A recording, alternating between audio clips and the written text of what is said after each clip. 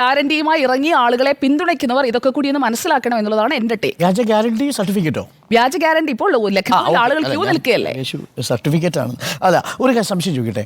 ഈ ആദ്യം പറഞ്ഞൊരു കാര്യമുണ്ടല്ലോ, വിദേശ നയത്തിന്റെ കാര്യത്തിൽ കോംപ്രമൈസ് കൺസെൻസസ് ചെയ്ത് എനിക്ക് 3 കാര്യങ്ങളുണ്ട്. അല്ല, 3 സെൽഫ് ഗോൾ ആയിട്ട് എനിക്ക് തോന്നിയത്.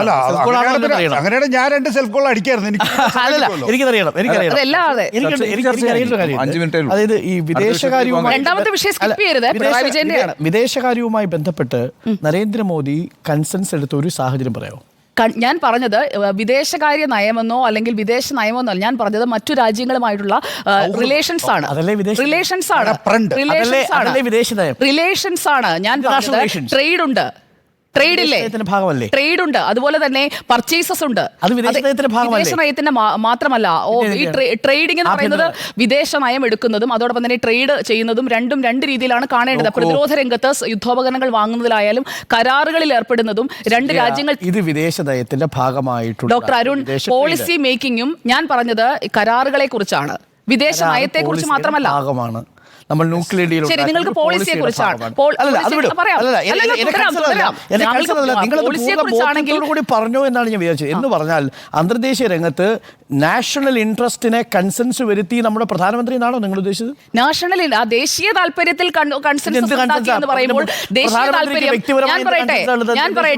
ഞാൻ പറയട്ടെ ഇപ്പോൾ അല്ലല്ല ഡോക്ടർ അരുൺ അങ്ങ് സ്ഥാപിച്ചു പോകല്ലേ. ഞാൻ പറയട്ടെ, അന്തർദേശീയ തലത്തിൽ ഇന്ത്യക്ക് ഇന്ന് ഗുഡ് റിലേഷൻഷിപ്പ് ഇല്ലാത്ത രാജ്യങ്ങൾ എന്ന് പറയുന്നത് പാകിസ്ഥാനെ പോലെയുള്ള വർഗശത്രുക്കൾ മാത്രമേ ഉള്ളൂ. വേറെ ഒരു രാജ്യവുമില്ല. നോക്കൂ, ഞാൻ ചോദിക്കട്ടെ, അമേരിക്കയും ഇന്ത്യയും തമ്മിലുള്ള ബന്ധം ഇപ്പോഴും 2014 വരെയുള്ളതും കൂടി നിങ്ങളൊന്ന് കമ്പയർ ചെയ്യൂ. അങ്ങനെയാണെങ്കിൽ ഞാൻ വിട്ടു. അപ്പൊ കൺസെൻസസ് എന്ന് പറയാൻ ഇത് അവസാനത്തെ ഒരു ചോദ്യം. അതിനെ ഉടനെ നാഷണൽ ഇൻട്രസ്റ്റിൽ നിങ്ങൾ കൺസെൻസസ് വരുത്തിയോ എന്ന് പറഞ്ഞുള്ള കുബുദ്ധിയാണത്. ഡോക്ടർ അരുൺ, ഇങ്ങനെ ആവരുത്. നമ്മുടെ സ്വന്തം രാജ്യത്തോട് കൂറ് വേണം. സ്വന്തം രാജ്യത്തോട് കൂറ് വേണം. ഒരു രാജ്യത്തിന്റെ വിദേശ നയം ആ രാജ്യത്തിന്റെ ദേശീയ താല്പര്യത്തെയാണ് പ്രതിനിധീകരിക്കുക എന്നുള്ളത് സിമ്പിൾ ലെസൺ അല്ലല്ല. മറ്റൊരു രാജ്യത്തിന്റെ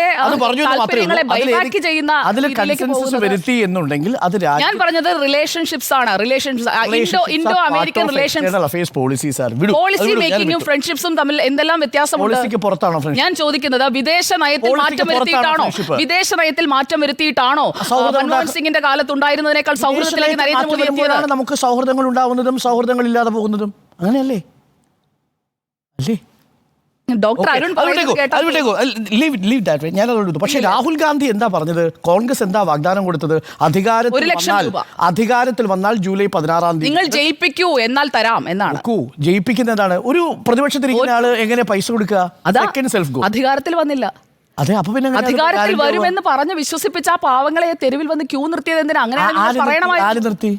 കോൺഗ്രസ് അധികാരത്തിൽ വന്നാലേ കിട്ടൂ എന്ന് അവരോട് പറഞ്ഞില്ല. ജയിപ്പിച്ചാൽ നിങ്ങൾ വോട്ട് ചെയ്താൽ മതി. അല്ലല്ല, വോട്ട് ചെയ്താൽ മതി, നിങ്ങൾക്ക് ഇത് തരാം എന്നാണ് പറഞ്ഞത്.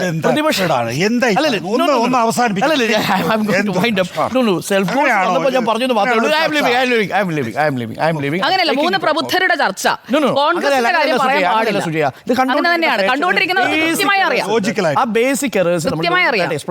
അല്ലല്ല, 3 പ്രബുദ്ധരെ മലയാളിക്ക് വേണ്ടി പറഞ്ഞേ ഉള്ളൂ സുജയ. എനിക്കൊരു ഡിബേറ്റും ഇല്ല സുജയുമായിട്ട്.